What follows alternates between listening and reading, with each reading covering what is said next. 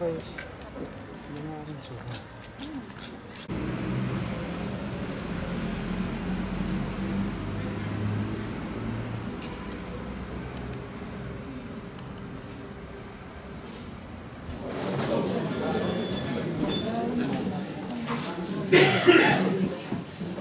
gosti, spoštovane gostje, lepo pozdravljeni na slavnostni akademiji ob izdaji Kronike duhovnije Trzin do leta 1938 Viktorja Kragla, ki letos izhaja s prav posebnim razlogom, in sicer ob sklepu jubilejnega leta 40-letnice župnije Trzin in ob 25. obletnici ponovne posvetitve Trzinske cerkve.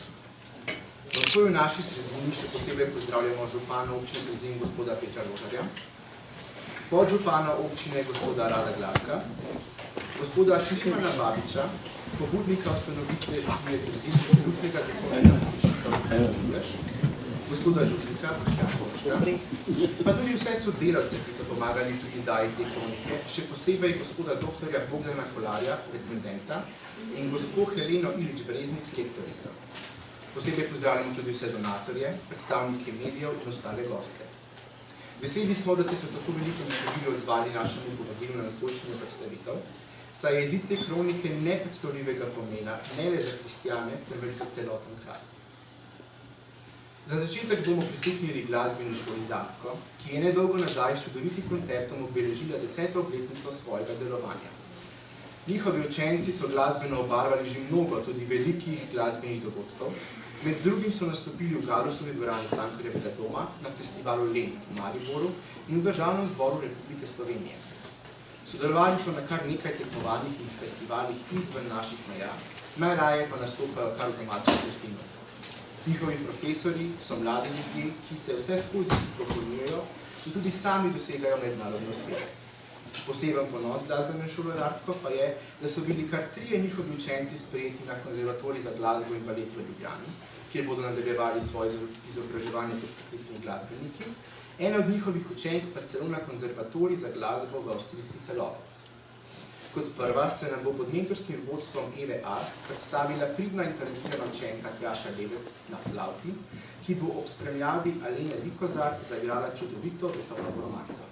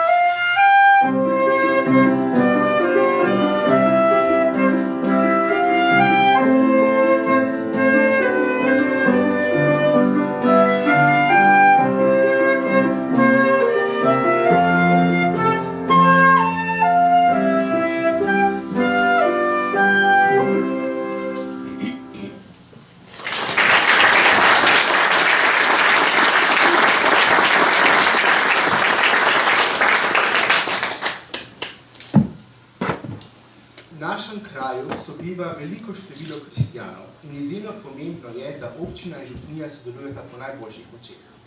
In čeprav sta ti dve instituciji pogosto predstavljeni kot ločeni, tudi zaradi njunega ločenega nastanka in razvoja, smo veseli, da so naši interesi včasih srečajo in lahko računamo na njihovo pomoč. Tudi tokrat ni bilo nič drugače.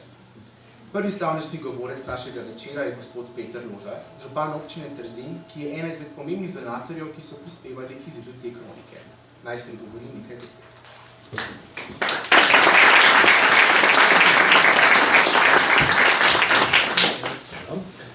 Spoštovane, spoštovani,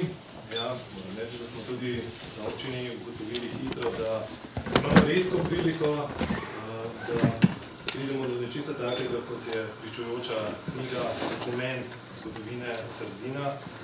Obširna, priznam, da sem jo uspel zaenkrat še dobro preleteti, nekaj prebrati, je pa, kot sem rekel, res podrobna, obširna, kar pa pomeni tudi na nek način, da imamo v Trzinu tudi nekaj zgodovine, s katero se lahko pohvalimo. Na občini smo ugotovili hitro, da ta dokument sam po sebi je za Trzin pomemben. Zato smo tudi aktivno pristopili in tukaj lahko pohvalimo gospoda Vučka, ki moramo reči, da je najbrž glavni odgovorni, da je ta knjiga ugledala luč sveta. V vsakem primeru pa se lahko pohvalimo v Trzinu, da imamo srečo, kar se naših duhovnikov tiče. Poleg gospoda Kragla seveda lahko omenimo gospoda Zajca, ki vem, da je že pred mojim časom, preden sem se rodil, služboval tukaj v Trzinu. O njem so marsikaj povedali, predvsem starejša generacija, moj oče, recimo so ga izredno pohvalili. Ne smemo pozabiti nikakor gospoda Tomšiča, ki je bil tudi eden od, pravzaprav, ko je nastala župnija Trzin, eden od tvorcev, pravzaprav, bom rekel, da je župnija zaživela v tem obsegu. Potem pa seveda imamo še gospoda Krta, ki je bil tudi aktiven, in nazadnje gospoda Dolenca in gospoda Vučka.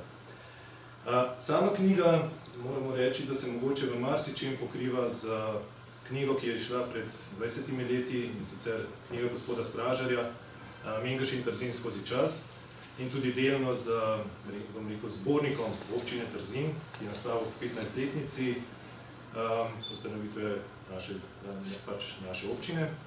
Ampak sama ta knjiga je pa pravzaprav izbor in iz nje izhaja pravzaprav, bi rekel, skoraj da vsi podatki, kar dobimo o Trzinu ali pa marsikaj, in je sama po sebi res eden od teh, bi rekel, pričevalcev zgodovine, ki je ni več. Časov mogoče, ki so res podrobno opisani, ki so bili, bi rekel, tudi precej, ne glede na to, da so se vojne dogajale med tem časom, ampak mogoče bolj mirni, manj stresni, kot so pa sedaj. Tako da priporočam to knjigo v vsakem primeru vsakomur, ki se želi izobraziti, kar se tiče zgodovine Trzina in sploh življenja v tistem času. Hvala.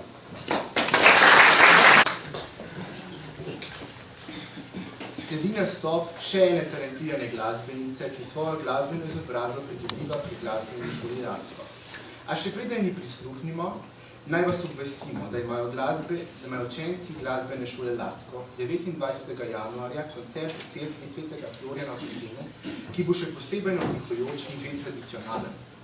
Glasbena šola Latko se iskreno zahvaljuje prijaznemu gospodu župniku Boštjanu Vučku, da jim vsako leto omogoča koncert v prekrasni trzinski cerkvi.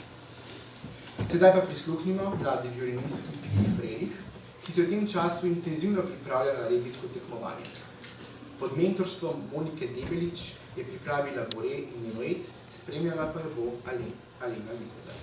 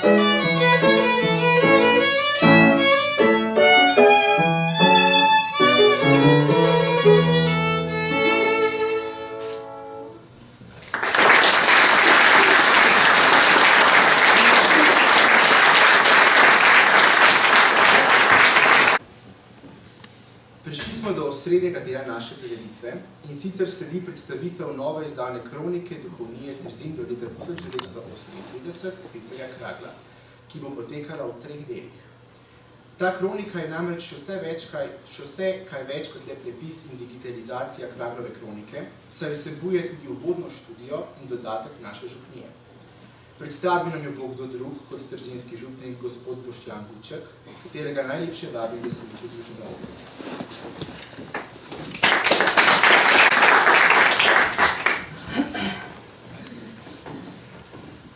Spoštovani gosti, lepo pozdravljeni vsi skupaj. Imam kar malo treme, ker navadno govorim skoraj sprižence, da bi rekli, pa malo drugače. Tako da prosim za razumevanje.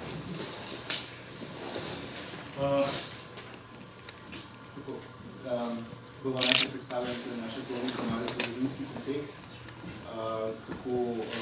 kakšne dogodki so se dogajali takrat po svetu, glavne poudarke mogoče iz 19. stoletja in začetka 20.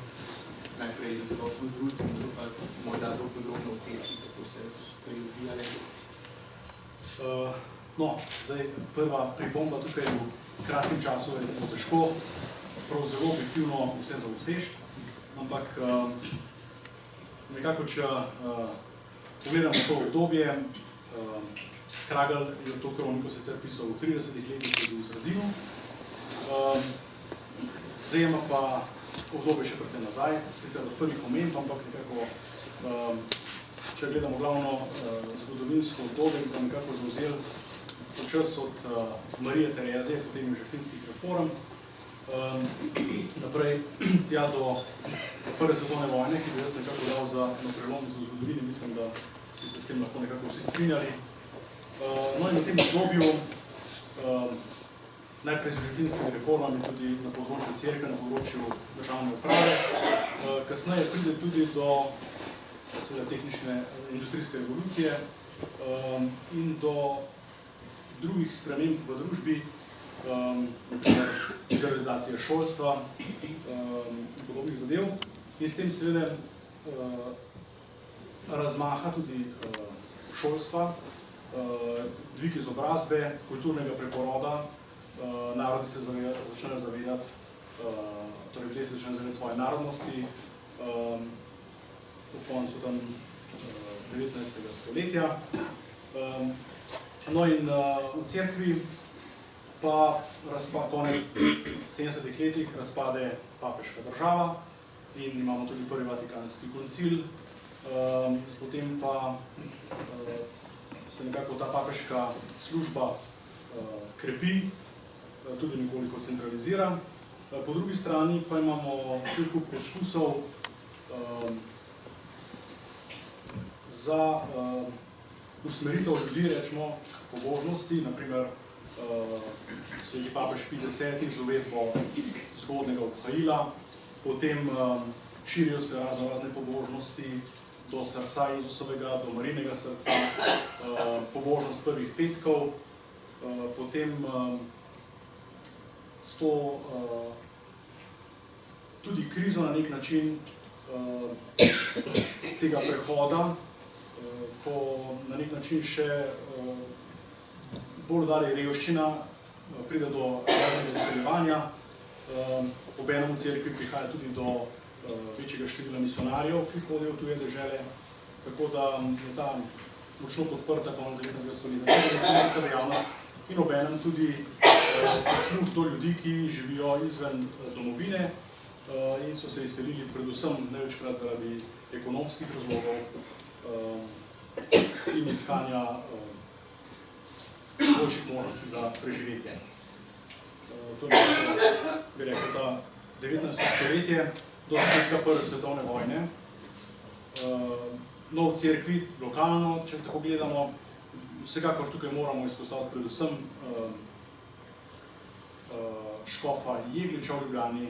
Mislim, da je on neka res srednja osebnost, ki je močno zaznamoval ne samo obdobje pred Prvo svetovno vojno, ampak dejansko vse obdobje, ki ga nekako danes skušamo zaobjeti, do praktično do Druge svetovne vojne, lahko rečemo. No in tudi z njim, naprimer, se začne uvajati od prve slovenske gimnazije v Šentvidu do uvajanja slovenščine v tudi cerkvene urade, v okrožnice, v ljubljanski škofijski listi in podobno. Tako da tega velikega moža z veseljem lahko počastimo kot res velikega Slovenca, ki se je zavzemal za naš narod, vrednoto naroda in veliko naredil tudi na tem področju. In seveda zaznamoval cerkev dobrih 32 let, to je škof v Ljubljani. Bi poleg recimo Marije Terezije, škofa Pija X. in gospoda Jedliča omenili še kakšne druge pomembne akterje iz tega časa, ne vem, recimo v cerkvi ali na splošno v družbi, če ste še koga? No, v času, rečemo, pred Prvo svetovno vojno moramo pri nas omeniti predvsem še Kreka obvezno, Janez Evangelist Krek, duhovnik, ki je ogromno naredil na socialnem, kulturnem, društvenem področju, ki se je res izredno trudil za to, da potem tudi na primer čisto na ekonomskem področju z raznimi posojilnicami, skratka on je bil ena taka velika vidna osebnost tudi pred Prvo svetovno vojno v Sloveniji, katerega delo je bilo, rečemo, daljnosežno vse do druge svetovne vojne. Bi vas tako še vprašal, recimo, pomlad narodov leta 1848, ko ste sami omenili, ko so se začeli narodi zavedati svoje nacionalnosti in te dogodki, ki so bili prelomni za večino držav, kakšen pomemben vpliv na Slovenijo, recimo na slovensko cerkev, na slovensko družbo, razen tega, ste že omenili, mogoče še kaj posebnega? Ja, kar se tiče zdaj, da bi v prav povezavi z našo kroniko, niti ne. To je bilo nam, kot sem povedal, to se vam dotika naše kronike.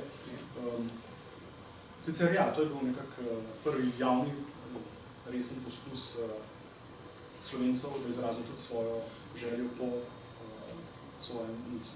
zagovarjanju svojih nacionalnih interesov. Najlepša hvala gospodu Vučku za to obširno predstavitev zgodovinskega konteksta. Nadaljevali bomo z predstavitvijo Kraglove kronike in nato še digitalizirane in nove oblike, spravi te izdaje, ki se je zgodila pred kratkim. Vmes pa bomo še prisluhnili najprej pripovedovalkam iz Mekša.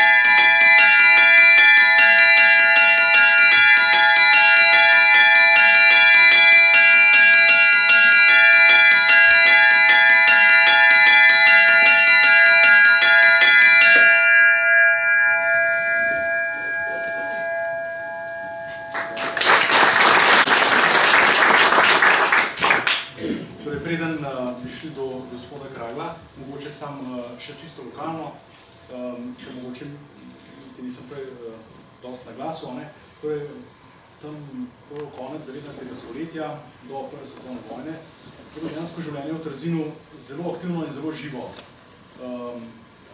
Dobili so enorazrednico, osnovno šolo, potem so jo razširili na 3-razrednico, potem so obnovili cerkev po ljubljanskem potresu, podaljšali cerkev, dobili nove orgle,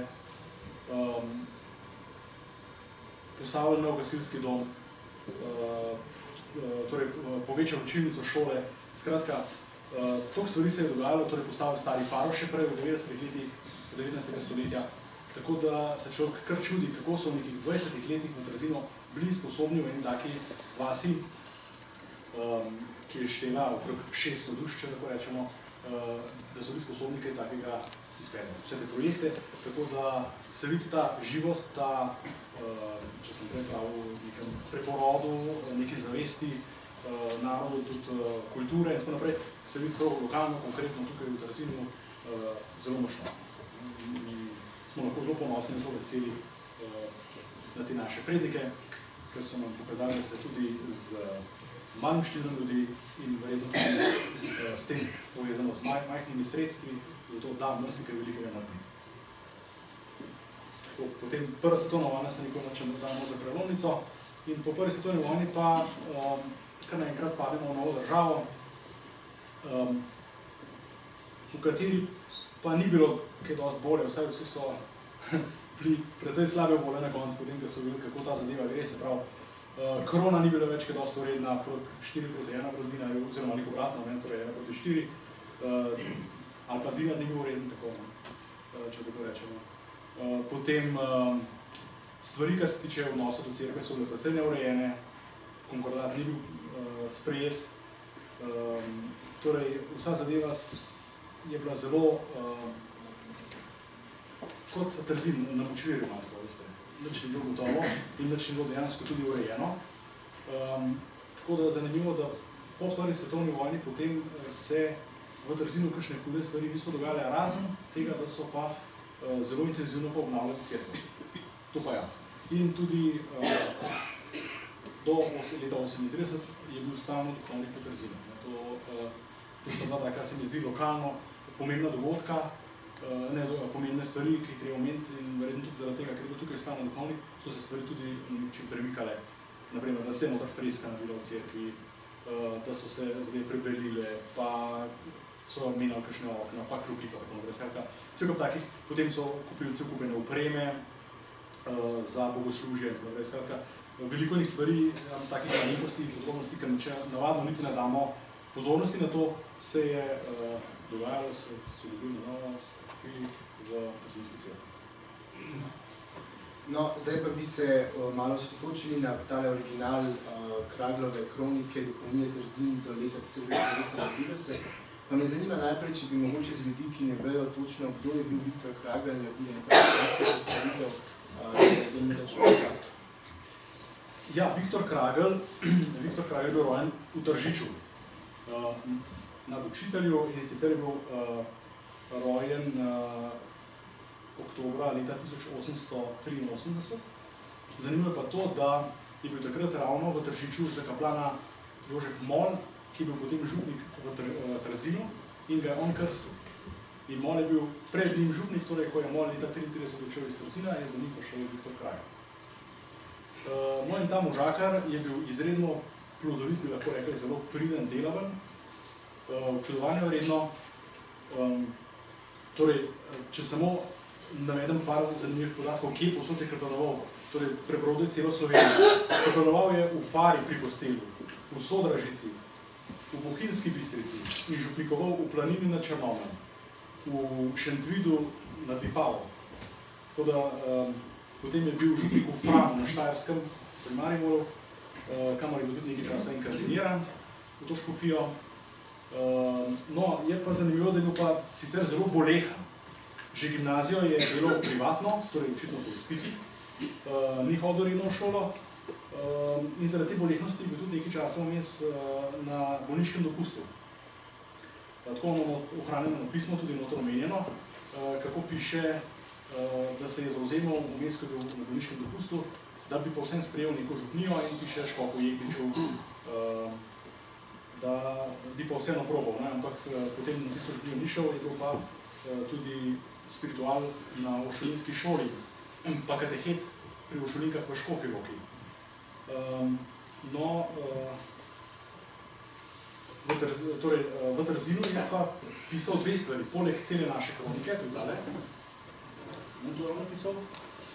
je pisal še Tržiško kroniko, torej za župnijo Tržič, In sicer tisto je pa prav izdal tiskano v knjigi in to je še danes za Tržič eno od glavnih zgodovinskih virov, če tako rečem, za župnijo Tržič.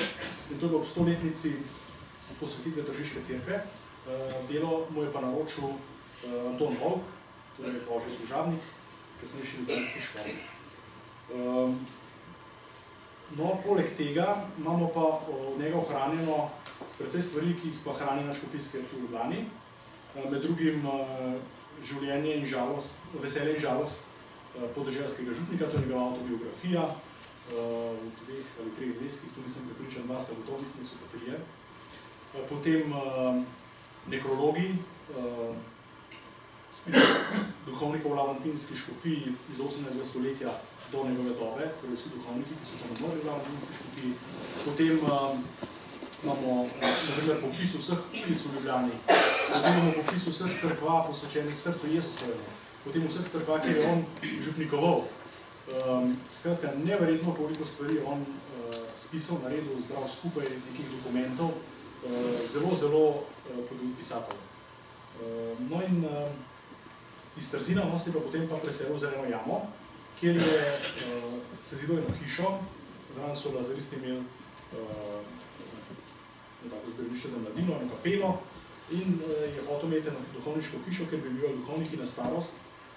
Ampak se tam zelo tesnega počutil, pa še zbolel je tam po drugi svetovni vojni leta 1945 na hrbtenici, tako da je potem šel v eno, tako bi rekel, domačo oskrbo ene znane gospe iz Dolenjske, ki, Pavel bi rekel, in primoral nas je prišla ravno na obisk, ko se je odpravil, da bo šel v Fram, kjer je bil prej župnik.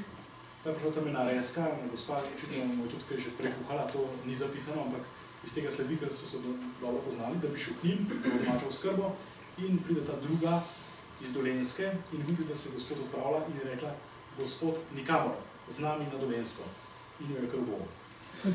Tako da je tam na Dolenskem tudi umrl, ni želil. Torej, na Dolenskem se mu je pa leto pred smrtjo, torej leta 50, on je bil leta 51, 18. decembra, se mu je pa izpolnila druga želja v življenju, tako piše v svojem življenjepisu.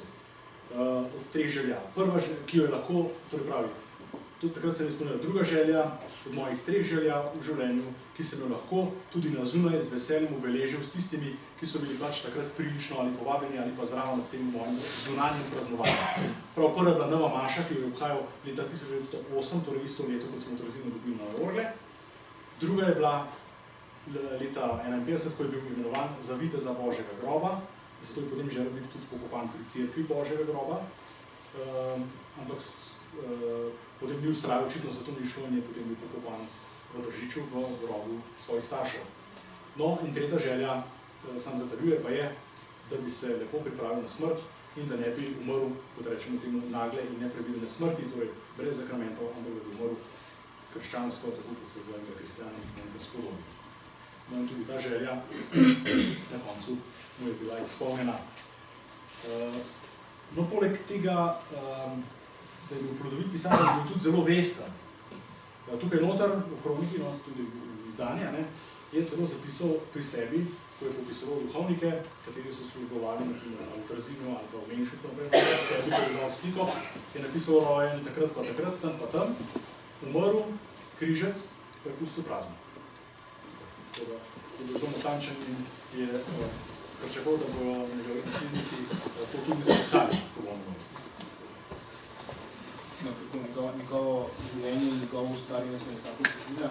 Zdaj bi se mogoče osredotočila na kroniko duhovnije Trzin do leta 1958, najprej recimo na tale original, kako je sestavljena, kakšne pomembnosti v zvezi s to pomembno knjigo, kasneje tudi nekaj o tej novi izdaji, prvi izdaji v bistvu te knjige za javnost.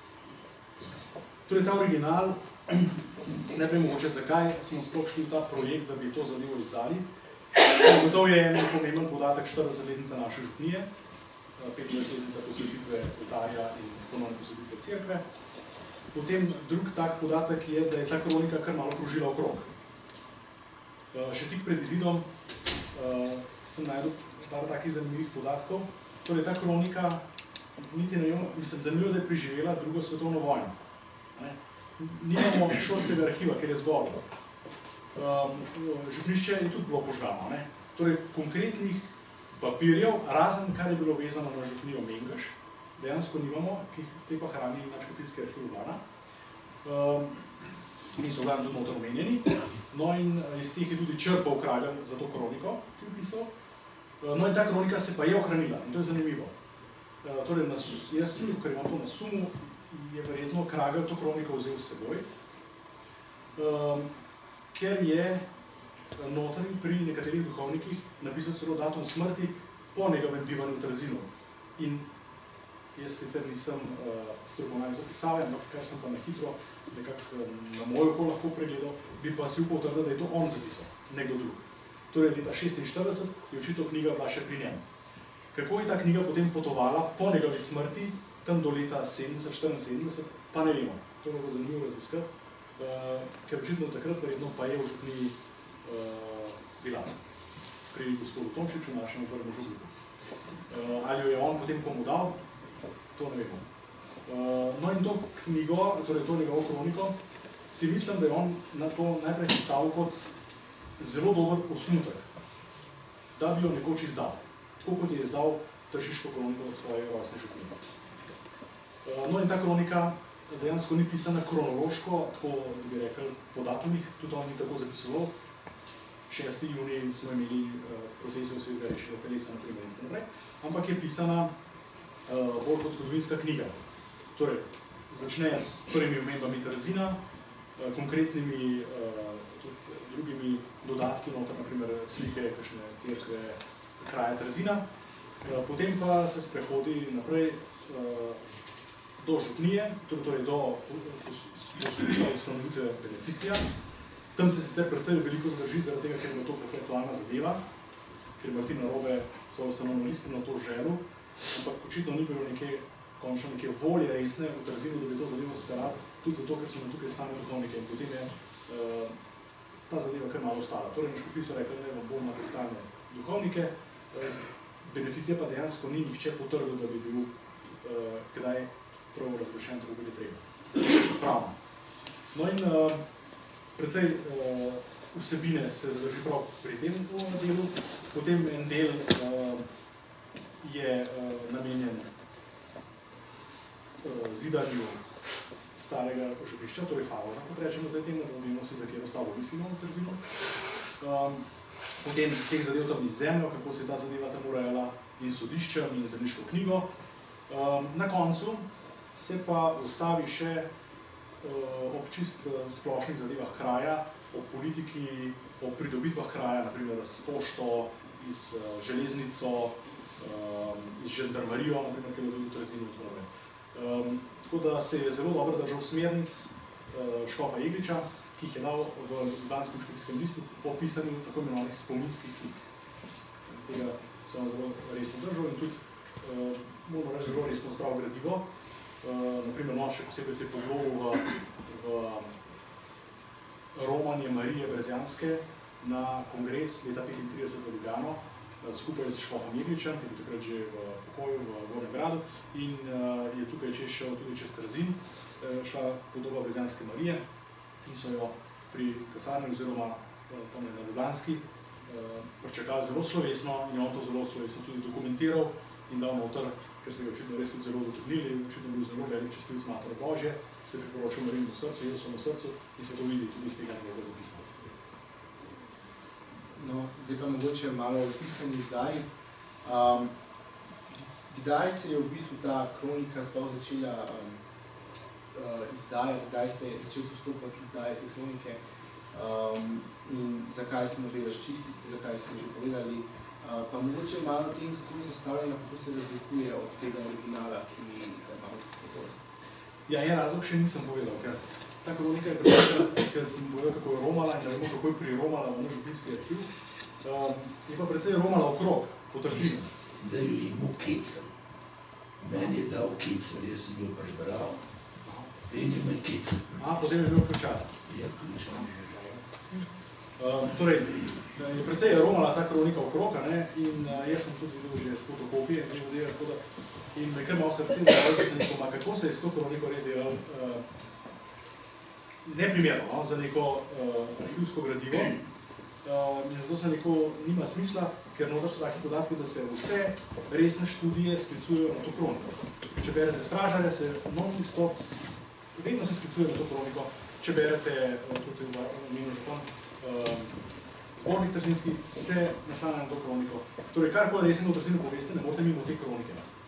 In zakaj ne bila ta kronika enkrat tudi splošno dostopna in da se ta original pač primerno temu spravi. Ker se mi zdi škoda, da bi tako zadevo, sicer ni to neka huda zgodovinska vrednost, neka zelo stara zadeva, 70 let, dobrih, a ne 75, ampak kljub temu za nas je pa to pomemben dokument. In ga je treba lepo hraniti in čuvati in bi bilo škoda in tudi en od razlogov, da imamo zdaj tukaj izdano kroniko, da je lahko vsem na voljo. No, ta kronika izdana je pa majčkeno razširjena, to pa predvsem zato, nastajanje 2 let, ampak veste, to počasi zaradi tega, ker bi treba to zadevo pretipkati.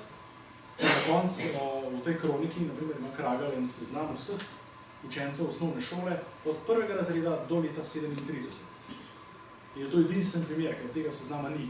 Ga nima ne v arhivu Slovenije in nekje drugje. Vsaj kar sem jaz iskal. Nisem najprej. No in tisti seznam me je pa malo ustavil, zato ker je bil res malo dolg. Je kar malo dolg. No in ta zdaj je pač počas začela nastajati spletikavanjem, jaz sem rekel, če imamo 40-letnico, bilo res smiselno, da to je ena taka priložnost, da to izdamo. Zdaj pa zakaj ne bi mi to zadevo nekoliko razširili? Tukaj se moram seveda zahvaliti tudi profesorju, rednemu profesorju na Teološki fakulteti, dr. Bogdanu Kolarju, ker je vedno stal ob strani s svojimi nasveti in pregledom in tako naprej, ker je potem temu treba dodati tudi neko študijo, da se ve od začetka, rečemo, kdo je avtor, kako je ta zadeva, kakšna sploh je, da se, ker človek, ki bo to prav originala, nima pred seboj, da zato treba to vse navesti v sprednji študiji, tako da nas začne ta sprednja študija o avtorju, o kroniki in o zgodovinskem kontekstu, da vemo, o čem govorimo, da nekako umestimo v čas in prostor to zadevo. Zadnji del je pa namenjen nekako župniji, je pa noter ustanovna listina župnije in še določeni dokumenti, pa je par malenkosti od kakšnega dogajanja tukaj po naši župniji v zadnjem času, tako da imamo zadevo nekako povezano, ker zgodovina nisem to, kar je na preteklost, in sedanjost nisem to, kar je sedaj, ker dejansko naša sedanjost sledi na zgodovini, na preteklosti in preteklost nas uči za sedanjost in zato je zadeva povezana in sem tudi sproti v opombah kakšno stvar povezal ali dodal, naprimer pri orglah smo dodali, naprimer, originalni račun Milavčev orgel, pa bomo dodali še račun, ki so obnavljali orgle od Dvorja, naprimer, noter, ki je bil potem od novih orgel, ko smo obnovili kor. Skratka, da vidimo, da ta zadeva je povezana in da so to ta iste orgle, ki jih je Milavc takrat postavil, smo mi danes obnovili in da se zadeva prepleta. No, tako smo skušali tudi v opombah zadevo majčkeno še razširiti, kakšne stvari razložiti, da bi bila tudi bralcu nekoliko bolj jasna. Zdaj to vprašanje, verjetno je bilo v sodelavcev zdaj te kronike kar veliko, ne? Pa mogoče, če bi povedali dobro sodelavci, s katerimi ste sodelovali, če sem prav prebral, leta 2014.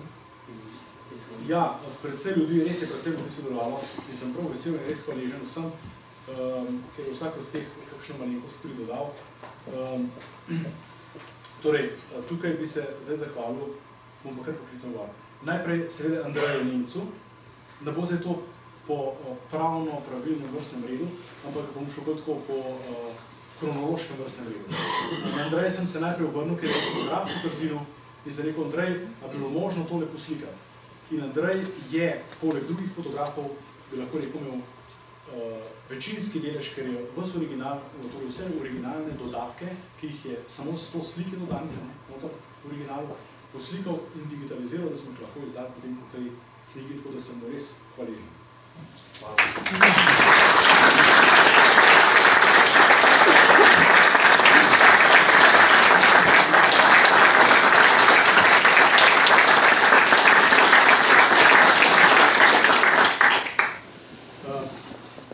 Zdaj bom pa šel k profesorju.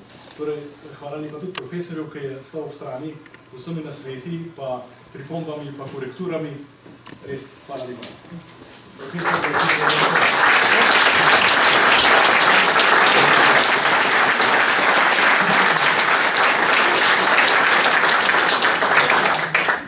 Potem pa ne morem mimo Helene.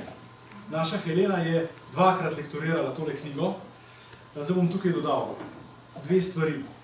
Prva stvar je tale knjiga majčkeno težko branje, ker je Kragelj neomejeno enih krajšav in kratic noter uporabljal. Boste imeli vsi, ko boste odprli, 2-3 strani krajšav kratic in je zato majčkeno težko branje. Druga stvar, ki je, in zato tudi težje pretipkati, pa težje preveriti, da je tudi vse popolnoma pravilno. Druga zadeva, ki pa je pa lahko prišlo tudi do tipkarske napake in jaz se že vnaprej upravičujem. Če bo kdo kaj našel, se pa priporočam, da nam pošlje noter na naš župnijski elektronski naslov, bo to najbolj zagotovo prišlo v prave roke. Torej, res se zahvaljujem Heleni, ki je velikodušno pristopila in se matrala, kaj pa vem, predvsem časa, da je tole nam pregledala in da sva šla skupaj skozi in tako naprej. Priložnosti v družini, tako da sem res vesel. Hvala.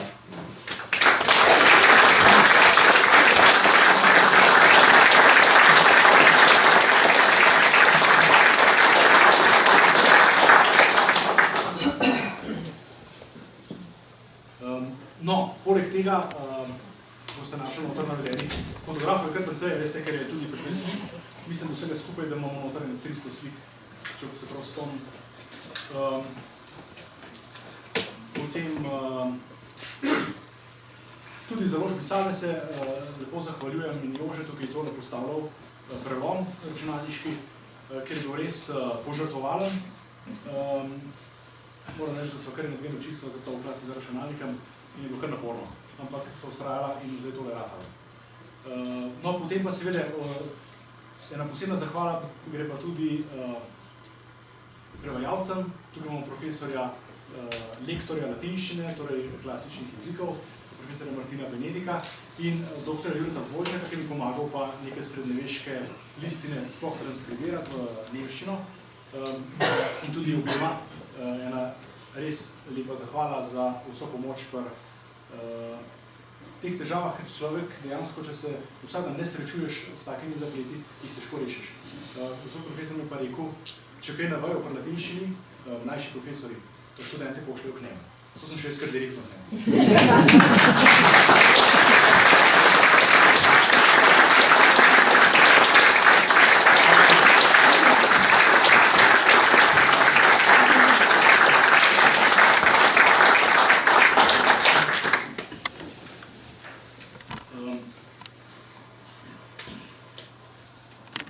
Ja, zdaj bom dal pa to, ne zmanjka. Torej, vem, da še kakšna. Torej, seveda pa tudi iskrena zahvala tistemu, ki je majčkeno kriv za to, da smo tudi danes tukaj. To je bivši mengeški župnik, gospod Štefan Babič, ki je bil pobudnik ustanovitve župnije in predvsej tudi delal v 60-ih letih, 70-ih letih v Trzinu. In sem prav vesel, da danes z nami, da je prišel sem. In tudi z kakšno informacijo mi svetoval, ker sem gor prišel v Mengeš malo pogledati status animarum, pa Mengeško kroniko, pa tako naprej bil vedno pripravljen zraven kaj pogledati, kaj pomagati, tako da sem tudi vesel za njega. Hvala lepa.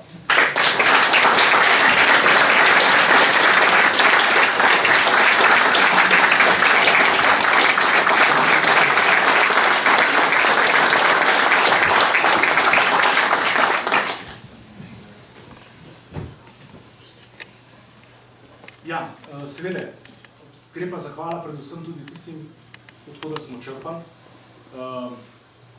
Tukaj seveda ima največji delež Nadškofijske arhiv v Ljubljani.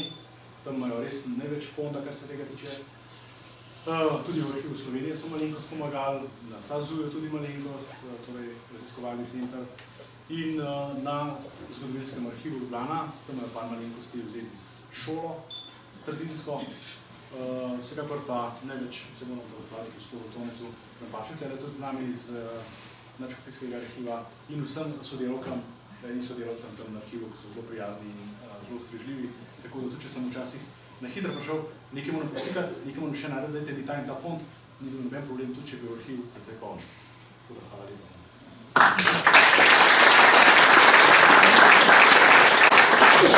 lepa. pa na koncu. Se moram pa zahvaliti posebej vsem tistim, ki so danes nam tole omogočali. Sem vesel, da smo se tako lepo tudi z občino pogovorili, pa gospod Matjaž Arčulik, danes že tudi cel dan dežura, pa vse naše mladini. To je Manuela, Matic, Mateja, Tjaša, Franci, Miha, Belk, Miha Gradišek in Franci, torej naši ministranti, naši pevci, so tukaj že precej ur in so malo pripravljali tudi pogostitev sedaj po tej naši predstavitvi, kamero s vami tukaj v Avlo. In sem res hvaležen pa Mariji, ki je torej aranžmaj lepo pripravljala, tako da hvala lepa.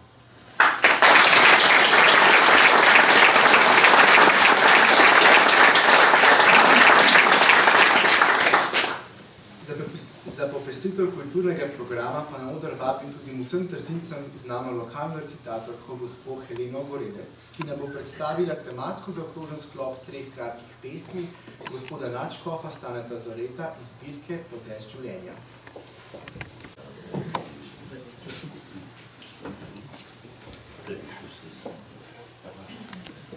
Kruh. Vsak dan odluščiš mrtvo plevo z mojega življenja.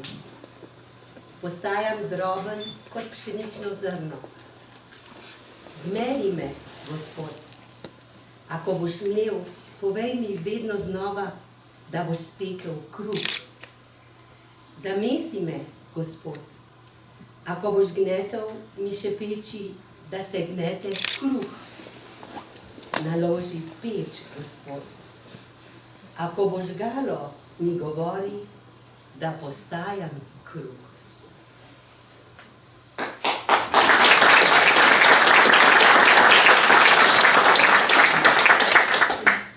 Spoved. V prijazni mrak so zaječala vrata. Kot izmučen tat je drsal spod plati proti spovednici, ki ga je vabila kakor mati. Mirno je pokleknil, kako starec, ki odlaga brento, in v temno lino šepetal svoj greh, gorje in bolečino.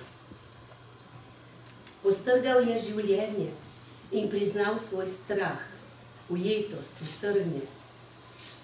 V imenu Božjem sem mu dal odvezo in dejal: pojdi v miru, in je odšel. Zravnan.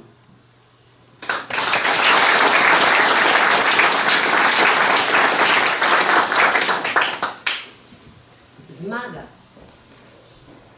Zazidali smo svet, z nebotičniki smo prebodli oblake in s smogastim dimom ugasnili sonce. S hrupom proizvodnje smo utišali vršanje vetra in z jeklenimi čeljustmi požrli rodovitnost zemlje. Pticam smo ukradli nebo in z asfaltom ubili cvetenje livat. In ko je zavladala smrt, je vsajasti hrup nad asfaltom regrat odprl svoj cvet.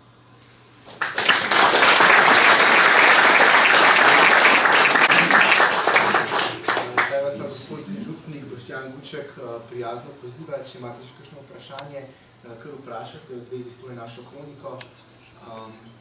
Če koga kaj zanima, lahko kar vprašate. Jože Pavlič, družina. Najprej iskrene čestitke župniji in občini, da ste uspeli izdati takšno knjigo. Prihajam iz župnije Formenta, kjer smo izdali več knjig in praktično so nekaj letih vse pošle. Mogoče se ta hip ne zavedate dobro, kaj ste dali na trg, kaj ste poslali med ljudmi. Ta vrednost se bo še več časoma pokazala. Iskrene čestitke gospodu župniku za to veliko opravljeno delo. Z veseljem sem prisluhnil njegovim besedi, občudujem njegovo znanje, zavzetost, življenje župnijo. Vprašanje, kako naprej? Ko imate tako sposobnega župnika in župana, s katerim smo slišali odlično sodelujete, kakšni so načrti naprej, prihodnosti?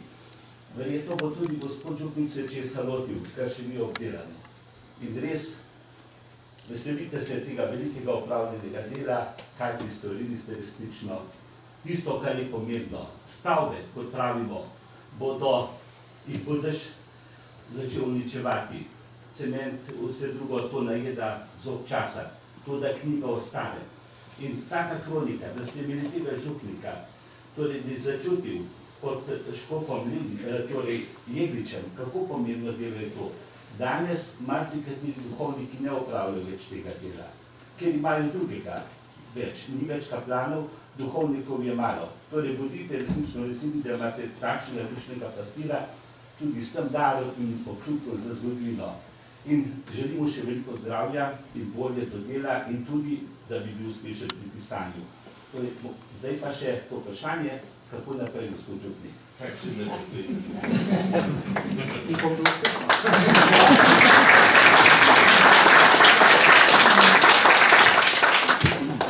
Zdaj bo malo pauze, veste. Ne moramo kar vsak let kakšno knjigo izdati. Torej, ne vem, ja, se tudi to kroniko bi se dal še malo razširati, veste, samo pol treba enkrat črto potegniti in mi reči, da zdaj pa dost, ker bi se dal pa še to, pa še ono, pa še tretje. Mogoče bo to še drug naredil, ne sme nekaj, ampak zaenkrat je zdaj to, no, zdaj v župniji sami kot taki nimamo zdaj kaj v planu. Je pa tako, da župnija naša je mlada, tako da kar imamo dejansko zgodovinski, to je edino ta dokument. Ja, bi bilo pa zanimivo, naprimer od Kragla, ja, mogoče izdati njegov življenjepis, autobiografijo, nešto rečem, ampak bomo videli. Nič ne vidim. Bo kdo za besedo držal. Je pa zanimivo, tako. Evo, super. Dobar dan. Hvala, v redu. V redu.